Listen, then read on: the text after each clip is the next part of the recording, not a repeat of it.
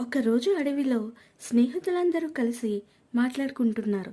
అప్పుడు మాక, యారా బావా, జీవితం చాలా బోరు కొడుతుందిరా. ఎప్పుడు అవే చెట్లు, అదే అడవి. నిజంరా బావా, మనసు ఇదిలా ఉందిరా. మనకి ఉత్సాహమే కొరువైంది. అప్పుడు గిరిగిరి రాజా ఇలా అంటాడు, ఒరే బావా, అక్కడేదో ఉందరా అని అంటాడు గిరిగిరి రాజా. ఏంటది అని అందరూ వెళ్ళి చూస్తారు.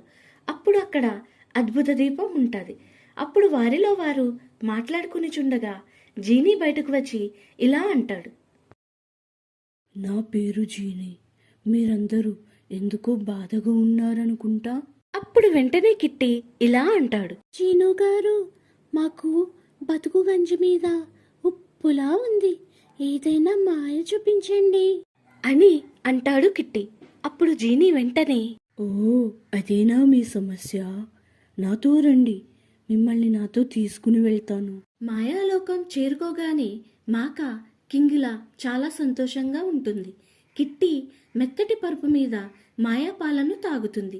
గిరిగిరి రాజా రెక్కల గుర్రంతో అటు ఇటు పరుగులు పెడుతూ ఆడుకుంటుంది. టీమా డాక్టర్లాగా స్టెథోస్కోప్తో నిజమైన డాక్టర్లా ఆనందపడుతుంది. ఇలా ఆనందపడుతున్నప్పుడు మాయాలోకంలో సమస్యలు మొదలవడం ప్రారంభమవుతాయి. నా నెత్తి మీద పెద్ద బండరాయి ఉంది బాబోయ్, నొప్పి భరించలేకపోతున్నాను. ఎవరైనా నన్ను కాపాడండి, మునిగిపోతున్నాను. ఒరే బావా, నన్ను కాపాడండ్రా, కదలలేకపోతున్నాను. అమ్మో, నన్ను ఈ స్టెథోస్కోప్ చితకబాతుందిరో. ఇప్పుడు అర్థమయ్యిందా? ఇప్పుడు బోర్లేదు కదా. మాయ ఎంత బాగుంటుందో అంతే కష్టం కూడా బ్రతకడం. అందరూ అడవికి తిరిగి వచ్చేస్తారు. అప్పుడు అందరూ ఇలా అనుకుంటారు, బోర్ కంటే మాయ భయంకరం రా. కాస్త పచ్చదనం ఉంటే చాలు. నాకు మా చెరువు ఒడ్డు బంగారు లోకం.